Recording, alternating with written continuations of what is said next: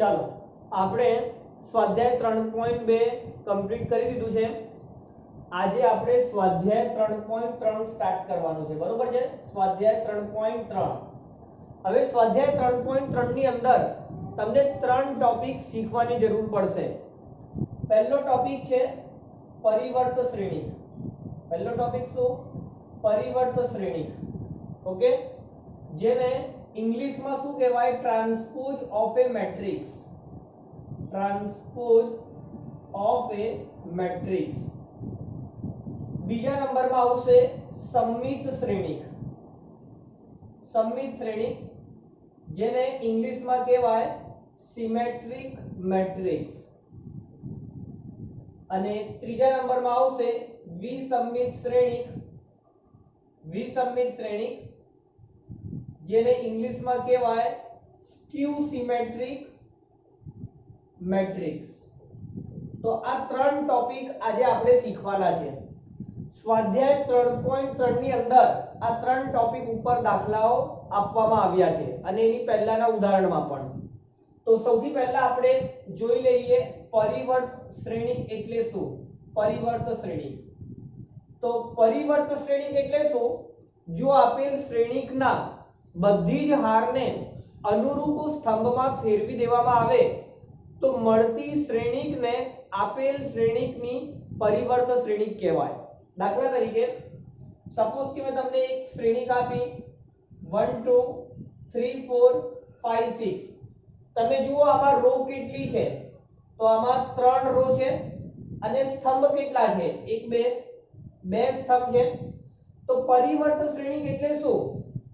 आ जे श्रेणी है एनी बधी हारने अनुरूप स्तंभ में फेरवी नाखो। तो 1 2 ए तमारू शुं थई जशे? बोलो, हारने स्तंभ में फेरवानी वात चाले छे। 3 4 बीजी हार बीजा स्तंभ में जशे अने त्रीजी हार त्रीजा स्तंभ में जशे। 5 6 आवी रीते खबर पड़ी? पहली हार पहलो स्तंभ, बीजी हार बीजो स्तंभ, त्रीजी हार त्रीजो स्तंभ। अने जोड़े जोड़े तमे ए पण विचारो के आ 3/2 હતું અને આ તમારું 2/3 થઈ ગયું। એટલે કક્ષા જે છે હાર અને હારની સંખ્યા અને સ્તંભની સંખ્યા એ પણ ચેન્જ થાય છે। 3/2 નું 2/3 થાય।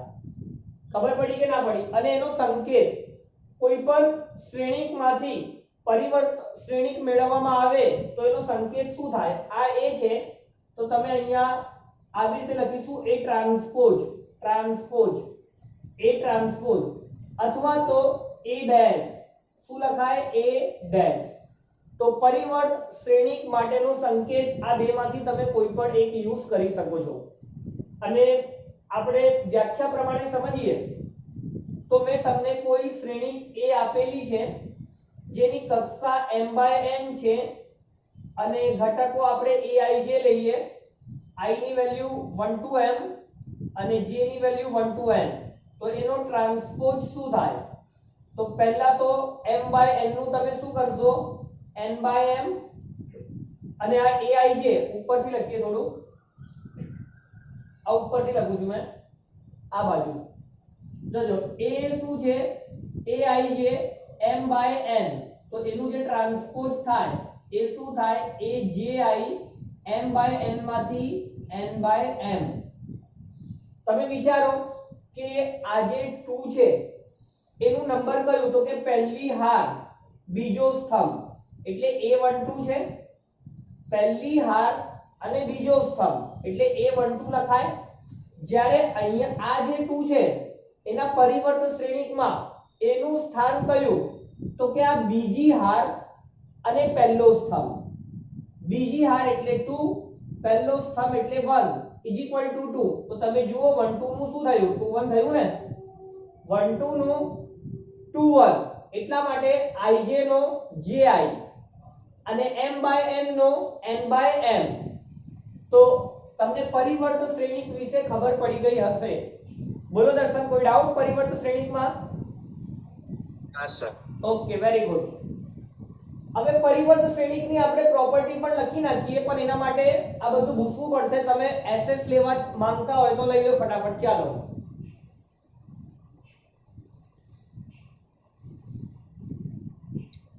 ચાલો થઈ ગયું એસએસ.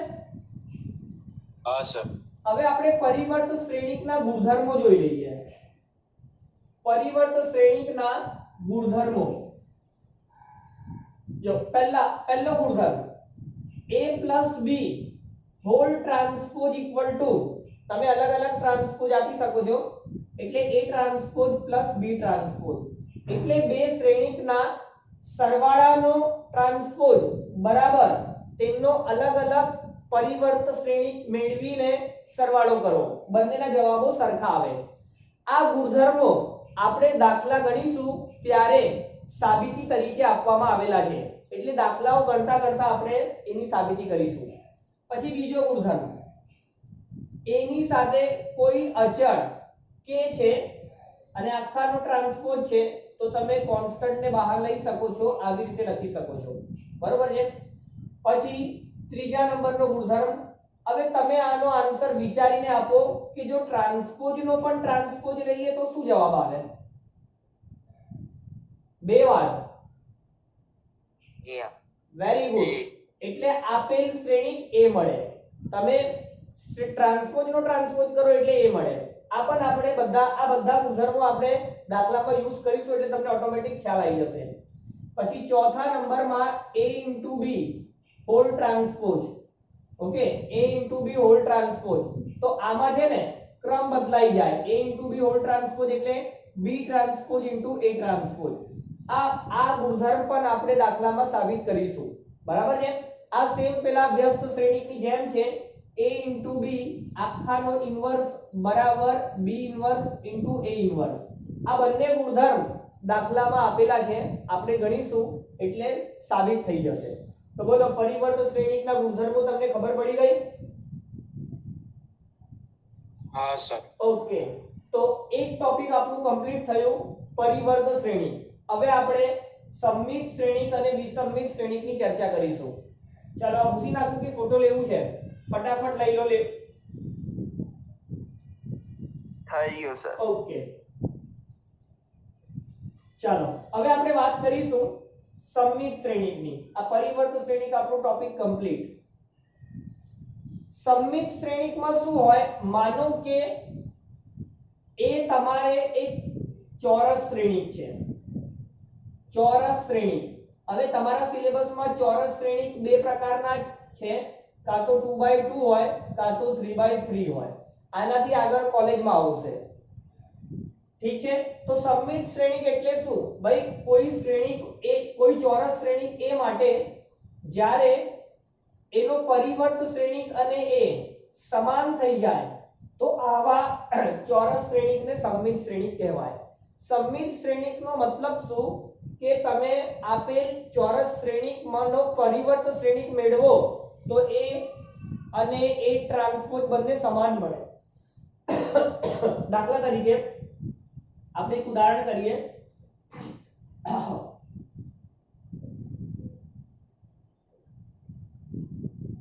તમે અહીંયા ધ્યાન આપો. આજે મેં ચોરસ શ્રેણિક લખી છે 3x3 ની. તમે એનો પરિવર્ત શ્રેણિક લખાવો મને. એનો પરિવર્ત શ્રેણિક શું થાય? તો તમે કહેશો કે સાહેબ પહેલી હારને પહેલા સ્તંભમાં મૂકો. તો પહેલી હાર એટલે શું? તો કે 1 2 3. તો એને પહેલા સ્તંભમાં મૂકવાના. પછી બીજી હારને બીજા સ્તંભમાં મૂકો એટલે 2 0 7. અને ત્રીજી હારને ત્રીજા સ્તંભમાં મૂકો એટલે કે 3 7 9. તો તમે વિચારો કે આ બંને શ્રેણિક સમાન શ્રેણિક છે કે નહીં? તમે જુઓ ધ્યાનથી, બધા ઘટકો એના સ્થાનમાં સેમ જ છે, એટલે કે a બરાબર a ટ્રાન્સપોઝ છે. ખબર પડી કે ના પડી? હા સર. તો અહીંયા શ્રેણિક a ને સમમિત શ્રેણિક કહેવાય. તો સમમિત શ્રેણિકનો મતલબ શું? તો કે આ શરત તમને યાદ રાખવાની, સિમ્પલ. ઓકે, સમમિત શ્રેણિકનો મતલબ. અને તમે અહીંયા બીજી રીતે વિચારો તો આ જે ઘટક છે એ પહેલી હાર બીજા સ્તંભનો, અને આ જે ઘટક છે એ બીજી હાર અને પહેલા સ્તંભનો. બીજી હાર અને પહેલો સ્તંભ. તો તમે જુઓ a21 બરાબર a12 છે. તો મારો કહેવાનો મતલબ એ છે કે aij બરાબર aji આવશે. i અને j ની પ્રત્યેક શક્ય કિંમત માટે aij = AGI થાય. બોલો કોઈ ડાઉટ? હા સર. ઓકે, તો તમને સમમિત શ્રેણિક વિશે પણ ખબર પડી ગઈ હશે. હવે આપણે ચર્ચા કરીશું વિસમમિત શ્રેણિકનું. આરફ કરું છું આને.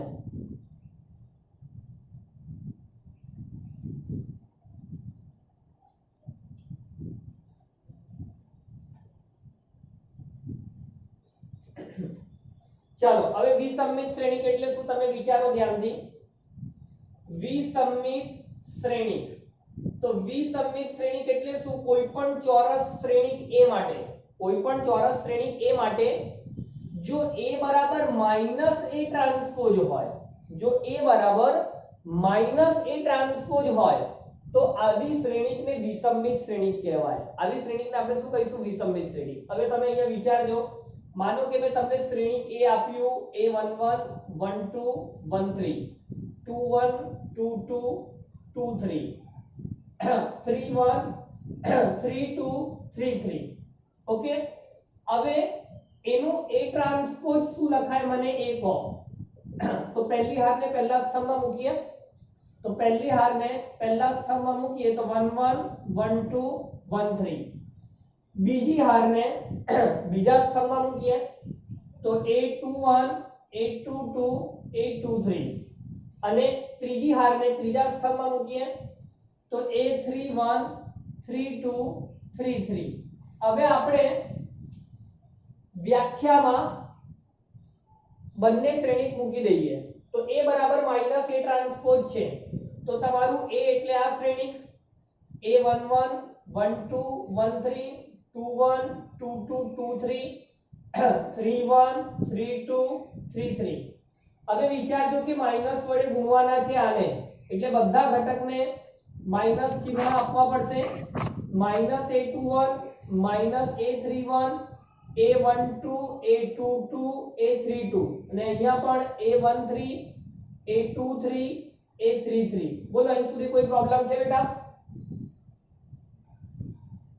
હેલો. હા સર. અચ્છા, હવે શ્રેણિકોની સમાનતા ટોપિક યાદ કરો. જો બે શ્રેણિક સમાન હોય તો અનુરૂપ ઘટકો આપણે સરખાવીએ છે. તો A11 ની સાથે કોને સરખાવવાનો? તો કે -A11 ને. તો A11 બરાબર -A11 આ બાજુ આવે તો પ્લસ થાય, તો અહીંથી 2A11 0, તો A11 બરાબર 0. તો અહીંથી મને શું ખબર પડી? વિચારો, જેવી રીતે આ 0 થયો એટલે A11 0 થયો, એવી રીતે A22 પણ 0 થાય, કારણ કે આ સેમ ટુ સેમ જ છે, પોઝિટિવ નેગેટિવ. અને આ A33 આ પણ સેમ ટુ સેમ, એટલે આવી રીતે જ ગણતરી થાય. તો કહેવાનો મતલબ શું?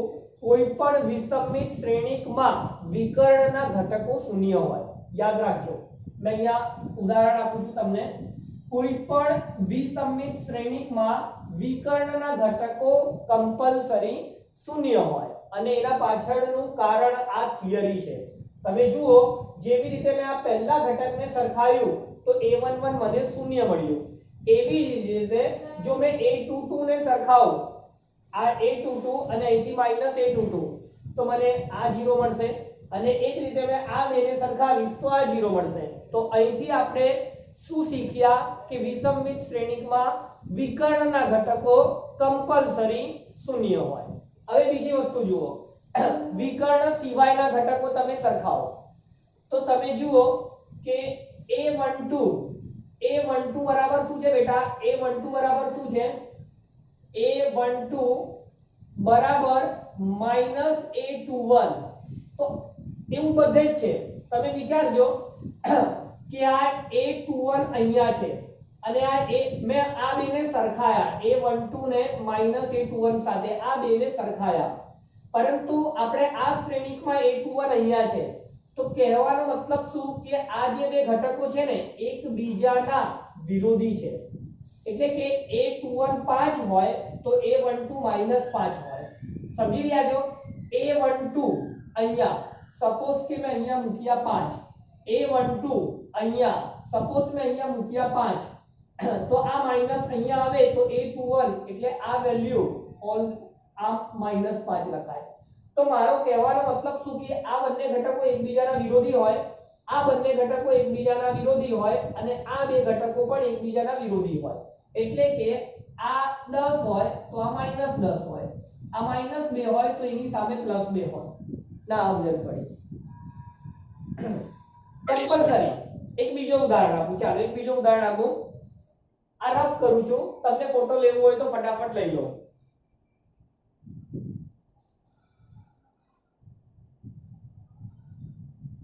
ચાલો એક બીજો ઉદાહરણ જોઈએ આપણે. થઈ ગયું ભાઈ દર્શન? હા સર. ઓકે. વિસંમિત શ્રેણીકનો તમને એક બીજું ઉદાહરણ આપું.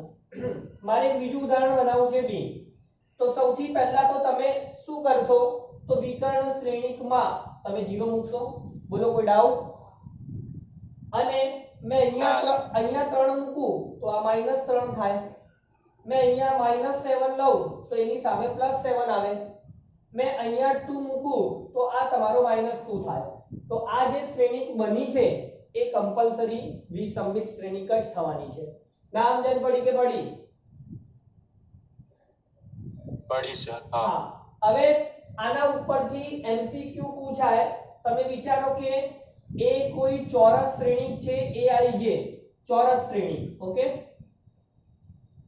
ચોરસ શ્રેણીક A બરાબર AIJ માટે તમે વિચારજો, એવું સમજો કે જો AIJ બરાબર 0 થાય, AIJ બરાબર 0 થાય જ્યારે I અને J ની વેલ્યુ બરાબર હોય 1 1 2 2 3 3, અને I not equal to J માટે AIJ ની વેલ્યુ શું લખાય? તો કે -AJI.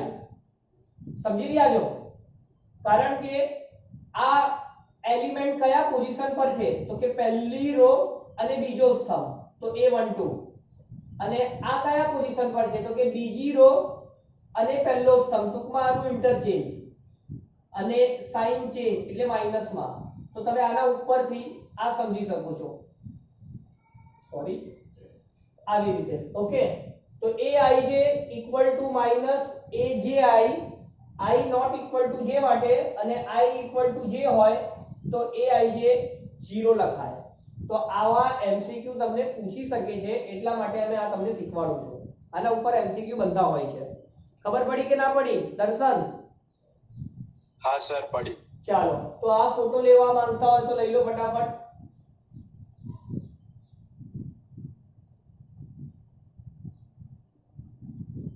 ઓકે, ચાલો આગળ વધીએ. તો આપણે શું શીખી ગયા? પરિવર્ત શ્રેણીક વિશે શીખી ગયા, સંમિત શ્રેણીક વિશે શીખી ગયા, વિસંમિત શ્રેણીક વિશે પણ શીખી ગયા.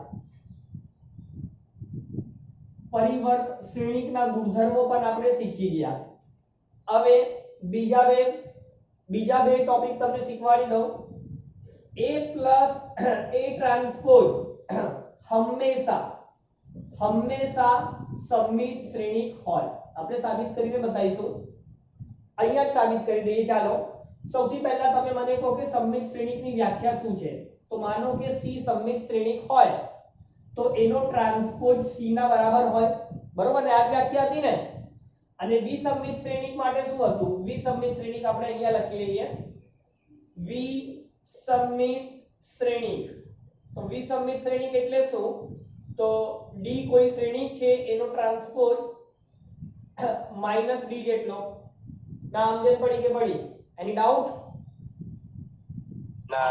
આ વ્યાખ્યા લખ્યું આપણે આવી રીતે. તો મારે એ સાબિત કરવું છે કે A પ્લસ A ટ્રાન્સપોઝ સંમિત શ્રેણીક કેવી રીતે થાય? તો સપોઝ કે તમે આને C માની લો. શું માની લો? C. હવે આ સૂત્રનું પાલન કરાવીએ, આ સમીકરણનું.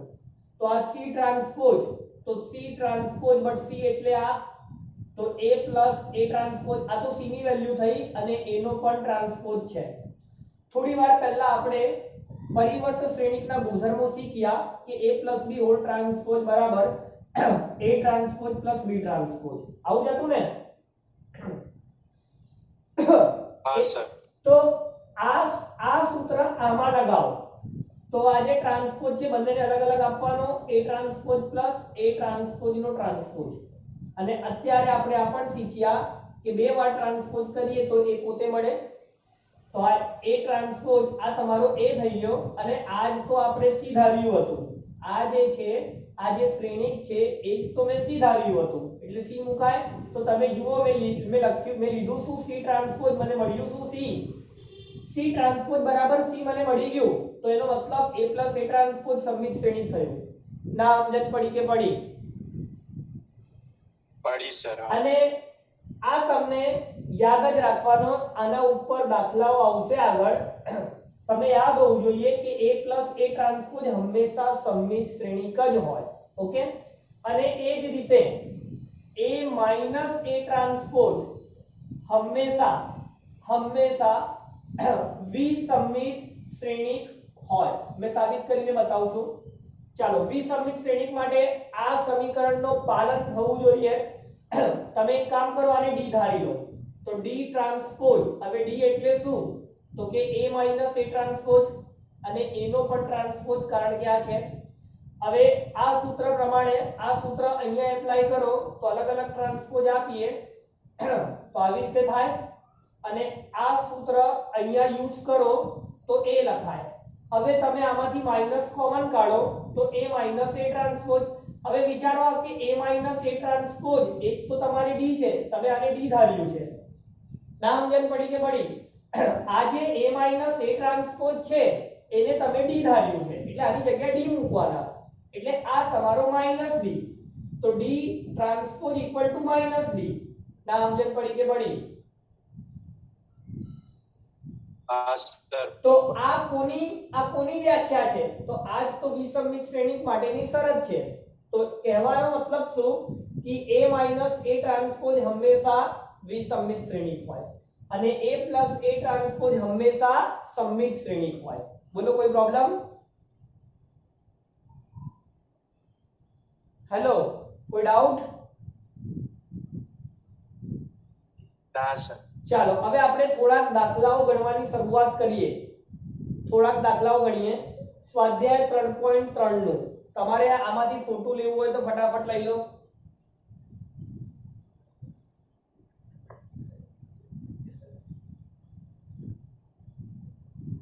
ચાલો, સર બ્લર થાય.